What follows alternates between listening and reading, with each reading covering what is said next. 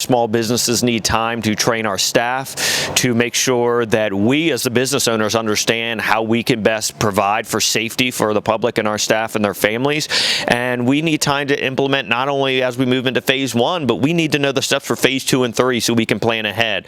This is something, as the health crisis continues, that we need to work together. We are going to live with this virus, unfortunately, for weeks, for months, and potentially years. And we need to make sure on an individual level, on a business level, on a community level, that we are fighting this thing together. And the only way to do that is planning a month in advance, 3 months in advance, a quarter in advance, a year in advance, so we can be as safe as possible as we continue to move forward in our business. I believe businesses can open up responsibly and continue to save lives and continue to push forward safely through this health crisis of COVID-19.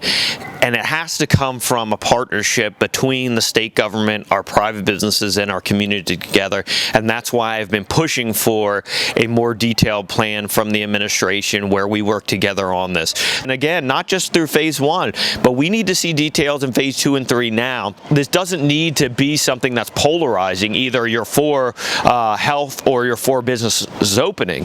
There is a way to traverse all of this together through partnership. I would encourage the administration to keep working with small businesses, to keep working with the public, and again, for us to not polarize this issue. It is not a, half of us are for the safety of our community and half of us are for economic recovery. This is really a partnership that can be worked together.